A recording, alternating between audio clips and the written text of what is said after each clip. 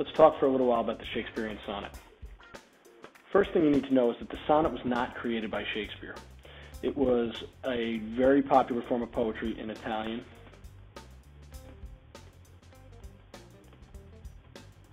and also in French, that was translated into English and then popularized by Shakespeare.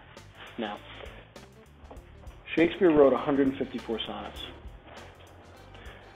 Plus, he also wrote several sonnets within the context of his plays. You'll see a couple of those examples in Romeo and Juliet. You'll see the prologue, and you'll also see in Act 1, Scene 5, examples of sonnets within the context of his plays. Now, there's three major characteristics of a Shakespearean sonnet: the meter, the rhyme scheme, and the stanza. Let's talk a little bit about all three of those. Let's start with rhyme scheme. Now, when we identify rhyme scheme in a poem, we're going to use letters. So you'll notice that we're going to use these letters to identify words that rhyme throughout the context of this poem. But let's go through the entire poem first and look at those rhyming words. You'll notice that dignity and mutiny rhyme, scene and unclean rhyme, foes and overthrows rhyme, life and strife rhyme. Now you're going to notice something interesting with these next two lines, love and remove, and you're going to say to yourself that he cheated. But in fact what he did was he used slant or near rhyme here to make this make a little bit more sense. And then we've got rage and stage. And then we're going to take a look at these last two lines, and these last two lines rhyme with one another, attend and mend. So we'll go through and we'll identify these first four lines as A, B, A, B. Now take a minute to go through the rest of this poem and identify those lines with letters.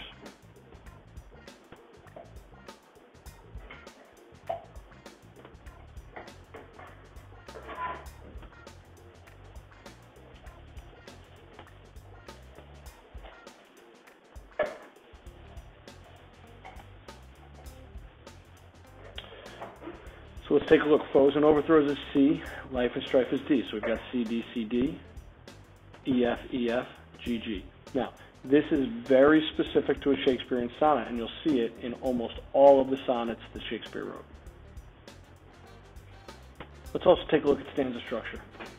Now, considering the rhyme scheme that we've already talked about, we can break this sonnet into four different stanzas using that rhyme scheme. So you'll notice that we had A, B, A, B. So we'll break that into one stanza. C, D, C, D, E, F, E, F, and then G, G. Now, one of the other characteristics is the fact that a Shakespearean sonnet is broken up into quatrains and couplets. So we're going to identify each of these four-line stanzas as quatrains, and then we're going to identify this last set of lines as a couplet. Now, notice that the reason that it's called quatrain is because we've got quat right in those lines. So that helps us to identify the quatrain, and then the idea that it's a couplet, that's identifying the fact that there's just two lines there.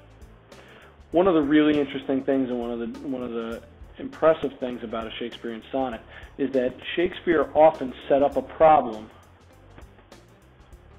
in his sonnet that he was then solved in the couplet. Let's take a look and see if that actually happens. Let's just go through really quickly and identify a couple different things within the context of this poem, some words that we know. We know households and the idea that they're alike in dignity. We know that we're in Verona. We know that an old fight is going to break into a new fight.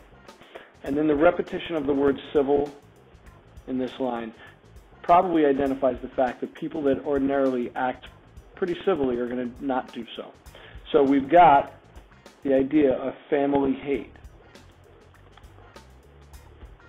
in this first stanza. Taking a look at this second stanza, let's identify some words that we already know also. Fatal loins you may not know, but we're going to take a look at that and we'll identify that as the offspring, children, of these families. Okay, so we've got the children of these two foes, and the idea of star-crossed lovers is going to be the idea that they're fated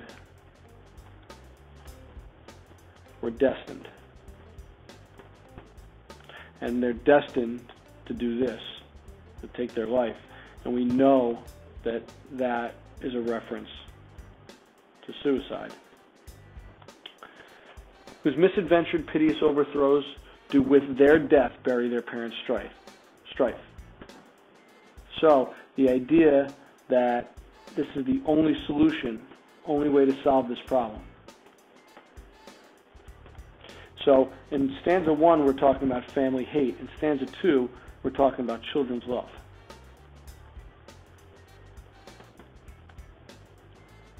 Let's take a look at stanza 3. The fearful passage of their death-marked love and the continuance of their parents' rage, which but their children's end naught could remove, is now 2 hours traffic of our stage. So the idea here that this love, again, is death-marked or doomed, and the fact that their parents continue fighting.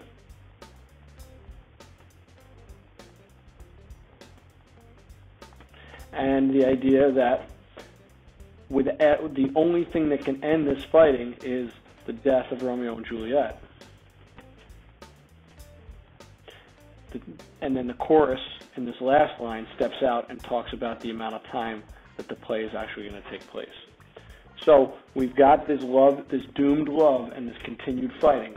So in stanzas 1 and 2, we talked about family hate and children's love. In quatrain 3 here, we're talking about fated death.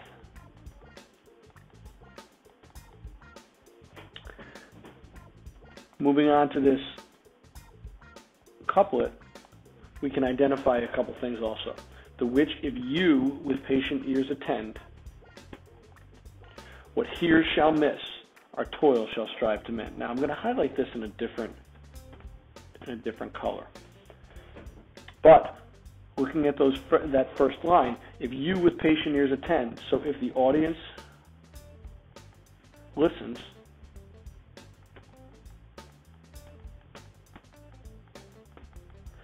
and I underline this in a different color because this is the chorus probably pointing back or referring back to the stage.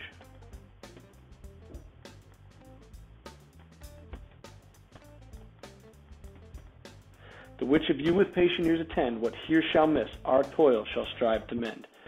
So the solution here in this couplet is that if you pay attention, you won't make the same mistakes.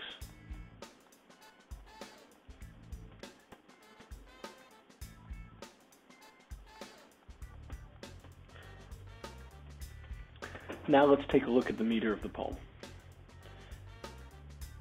One of the really interesting things about a Shakespearean sonnet is the fact that it's written in iambic pentameter. Now, one of these words you may know because you know the 2 words that make it up, and the other word you may not. But if you look at the word pentameter, we know that the penta means 5, and we also know that the word meter is to measure. So we're going to measure this poem in 5 parts. Iambic, the word iambic, is referring to an iamb, which is a form of poetic feet.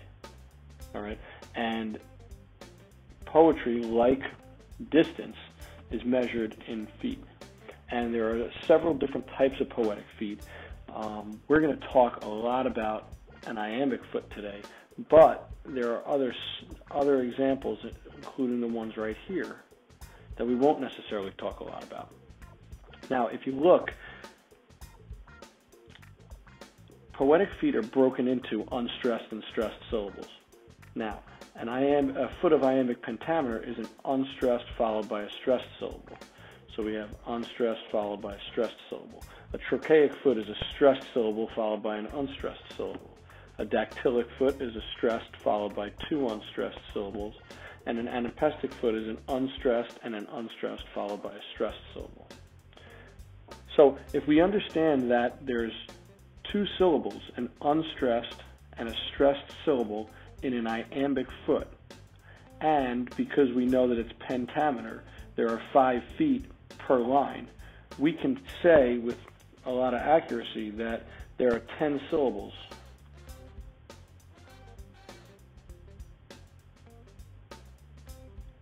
in a foot of iambic pentameter.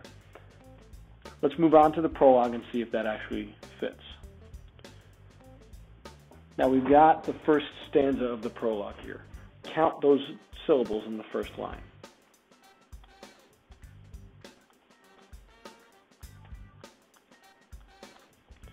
To house holds both alike in dig the T.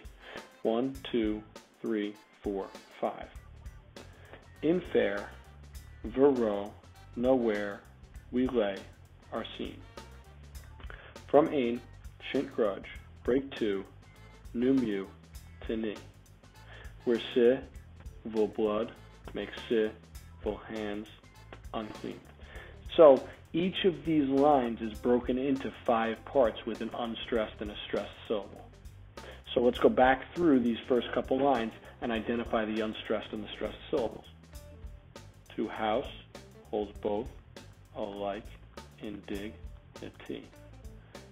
In fair, verro, nowhere, we lay our scene.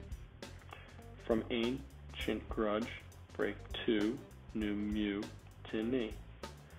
Where si, full blood, make si, full hands, unclean. And here we've broken up this first quatrain into iambic pentameter. Let's look at the rest of the poem. What you can do now is you can go through the rest of this poem and break it into both feet and unstressed and stressed syllables. Go ahead.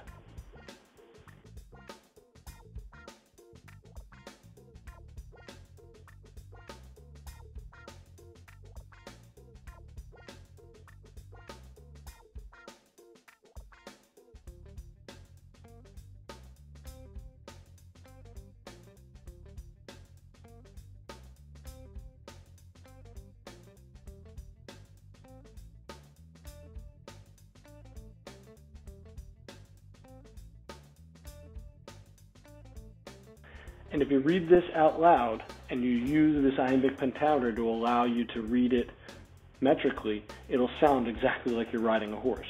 From forth the fate to loins of these two foes, a pair of star-crossed lovers take their life, whose misadventure pit Yasov overthrows, do with their death bury their parents' strife.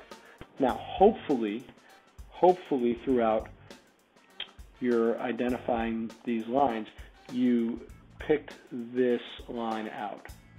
Because again, just like we talked with love and remove in regards to rhyme scheme, it seems as if he cheated here. Because if you read this straight out loud, you probably think that there's 11 syllables here. But we break this word piteous into 2 syllables instead of 3. So you'll have to ask yourself the question whether or not you believe he cheated and whether or not you believe this is an actual poem written in straight iambic pentameter.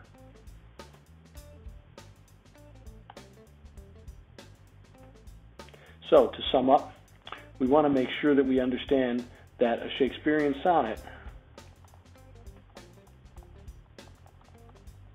has the following qualities. It's got rhyme scheme. It's got rhythm, and it's got stanza structure.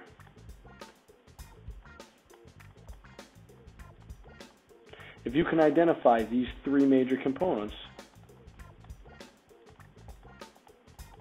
you're going to be in pretty good shape.